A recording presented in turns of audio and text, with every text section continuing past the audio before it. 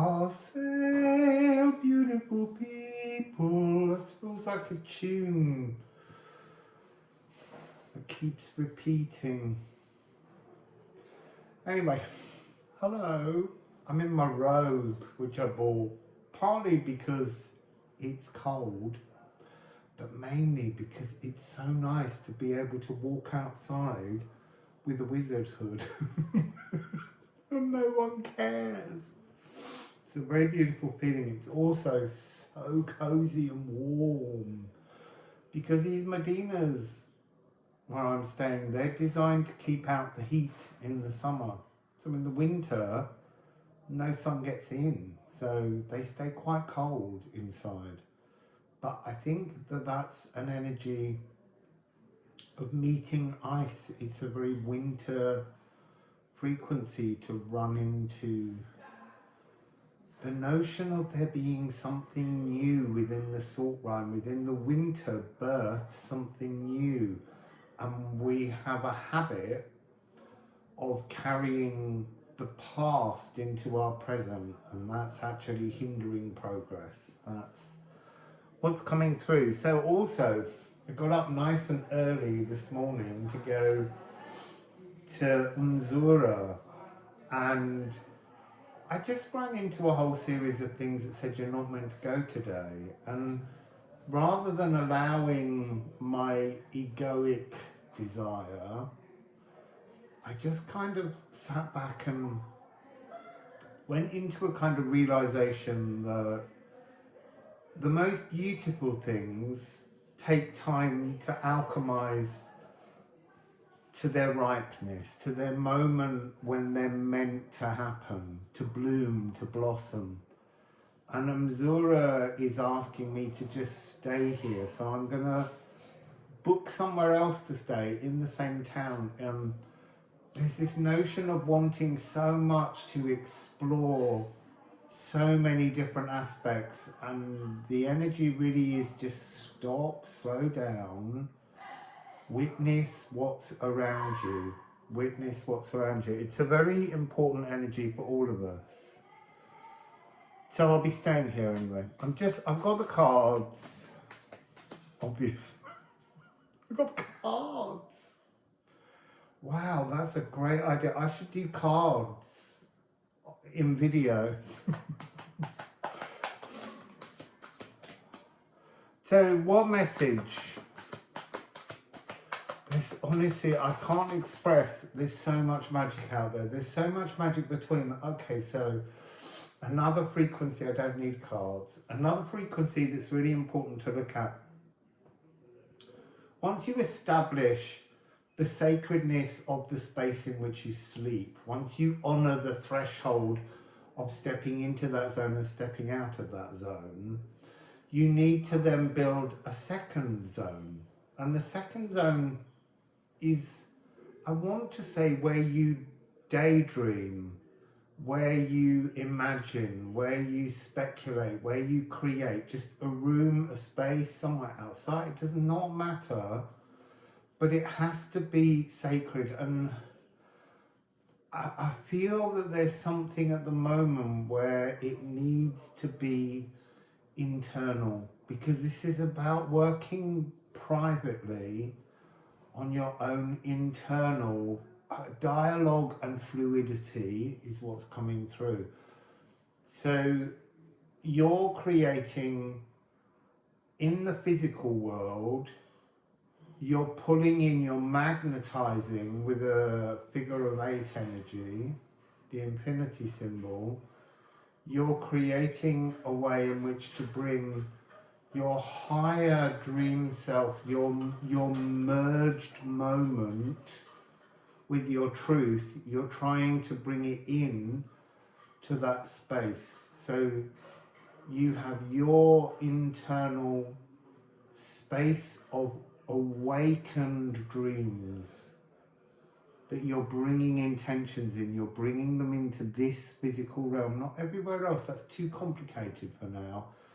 Just honor your heart's desires, your soul's, your galactic heart's desires. It's really important that we understand there's something different between the egoic desires and these divine galactic desires. They're a whole different thing. They come on a completely different frequency. They've got to be pulled together at that point at which the figure of 8 crosses, so that all of this journey on the figure of 8 is you and your higher self, and down here it's just you. And what you've got to do eventually, I don't know how you do it yet, but this is what I'm being told. There's you, okay, this little circle down here, this part of the infinity symbol. Then there's you and your higher self in those moments when you're together, and then there's the moments when your higher self is alone. So it's actually an infinity symbol that has 3 segments, and in sacred geometry they kind of form a circle. You can look them up online, but yeah, it's a 3-way. A Celtic knot is often what it's seen as, but there's something really important about how we resonate in that field, and that's interesting, calling in and calming. You see, that's what's so interesting. Oh my God, and it's in the cards. Oh my goodness. I was just going to say, it's about calming your higher self, because your higher self, remember, exists in the etheric, in the formless, in the fluid, in the intentional, in the me. And it needs calming, just as Pluto needs calming, to bring it into the physical world, because it's not somewhere it's comfortable. And then here, look, South Node will pull in your gifts of being physically incarnate, will pull in the energy to hold your spirit, to lock you more regularly. It's not, well, there is a permanent merge, but that merge happens just when you're in that phase of merge, and then you're not in that phase, just as they're not in that phase. You, higher you, is not in that phase, but there is a point where the phase overlaps. And there's something to do with waking, dreaming, and we're not noticing in our infinity symbol the energy of being at one with your divine higher consciousness. Let's keep an eye on the time. I don't want to make these long because I've got a really bad signal where I am at the moment, and uploads are very, very slow. But we deal with that. So, Gutton. You see, this is coming across really fascinating. It's like I am a trigger. I come as a card that you don't want to see. I come to cut cords. I come to cut all cords, though, not just 1 or 2. The whole mountain has to be gone. You have to get off that mountain. So I'm getting Antaeus energy again. So Antaeus the giant, who's buried at Umzura, or was, his power lay in the fact that, being a son of Gaia, his strength was whenever he was in contact with the land, and when he wasn't in contact with the land, he was weaker. And Hercules learned this and used it to defeat him, because he was undefeatable. And there's something there about the battling the ego. But which one's the ego? Is it Hercules or is it Antaeus? And in many ways it's both. They both have an ego, but together they come up with a solution. The energy I keep getting is that Asylus understood the need for divine sacrifice, just like Tyr understood the need for divine sacrifice. And it's not always the necessary action that is required, but that point in their narratives and their story, it was the only solution, where Antaeus actually tells Hercules how to defeat him. There's an energy here of just, you can't keep repeating the same patterns. You have to go into new patterns. You have to mellifluously dismantle the mountain. That's an interesting phrase. Honey has got a very important frequency at the moment. I don't mean necessarily the eating of it, but the honey, this sort of cosmic sweetness sitting on top of her gall. It's really interesting. It's bringing down this energy of you working with your spirit, having this 3-part joined up energy, is helping to do all of this on a deeper level. It's bringing this back together. It's magnetizing the polarities to grip to a midpoint, to remember all between the polarities and further, to remember further than you've ever imagined, is all essential right now. Let's just give one more.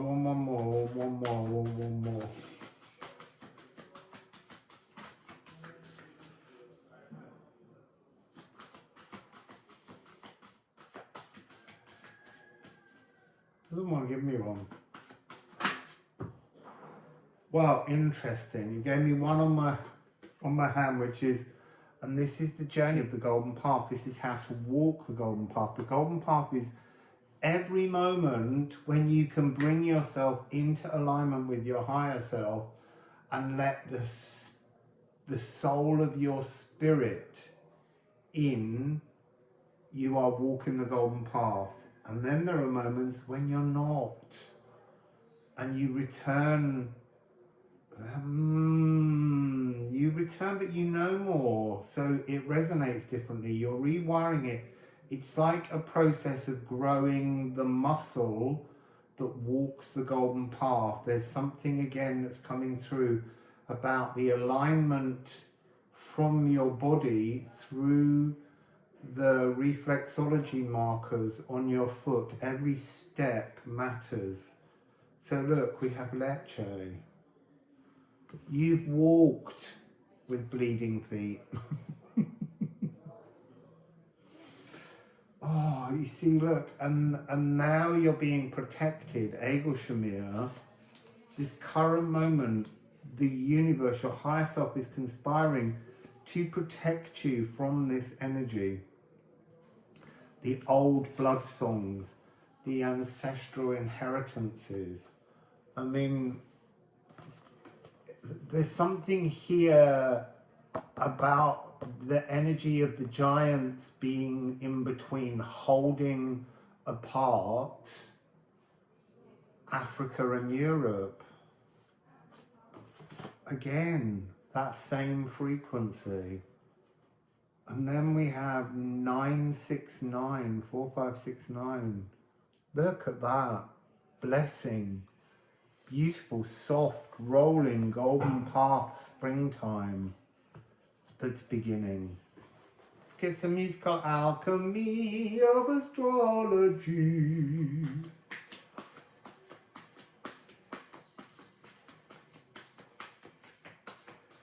What a beautiful day. Oh.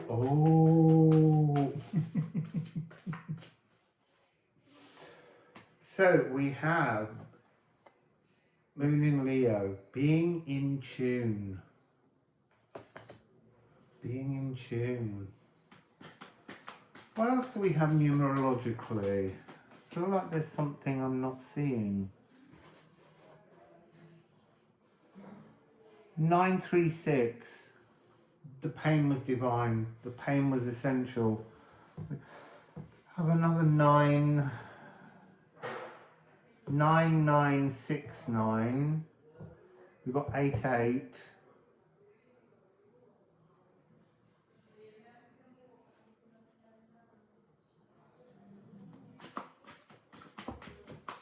I'm seeing a lot. I'm seeing a lot of double numbers. That's what it's reminding me to tell you. So at the moment it's 11:11, it's 11:22, it's 11:33, it's 13:13. It's all of these numbers, 22:22, that keep flying across my space, because there's a sense that time. See, I really want to say that time has snapped. And there is something in that. Time has broken. Time's doing what time does. This is a moment of timelessness with all possible times rolling around. You may find truly the other day, it was on the 1st. It felt like it lasted about 3 years that day. Moon.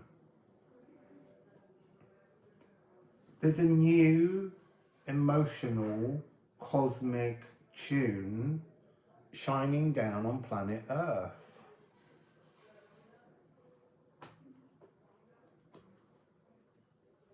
And it's so interesting because this is the rusted layer of everything around you is being washed, cleaned, removed. It's glimmering in a new way. The shine beneath is coming back, and now we have embers. So in this reading, we've got both versions of the golden path. It's there, and the way we walk it is we practice walking it. We have to remember that holding, it's a bit like juggling. You know, if you just practice, you get past all the fears of dropping things. And that's really what you're doing here with your dreams. Instead of trying to juggle life and your dreams and dropping them, this is somehow about bringing everything to a stop. Stop trying to catch all the pieces. Just sit in the now and let the pieces sit with you. You know, you need to come into some kind of alignment of archetypal energies where you fill this sacred cell of your living dreams, not your astral bedtime ones. This is your daydreams. You need to give them honor in a space. You need to fill that cell with the presence of all of the archetypes necessary for your dream. A reality and alignment, that's what's coming through. I'm not going to take ceramics. I think we're just going to leave it there. The golden path is crying out to be trodden, because it's everyone's destiny. We're all meant to do that, and we all need to find our way there. And it begins with, as often as you can, when you feel that divine, loving, comforting, leaf shade, nurturing frequency, walk it into your reality, bring it into your cell, and then leave your cell and wander your world with that frequency. And if it gets interrupted and goes, that doesn't matter either. You took it outside into the real world, and that's what we've got to be conscious of. I think that's the new energy 2025. You got to carry your divine song with you as often as you can, but not religiously. Anyway, we'll see.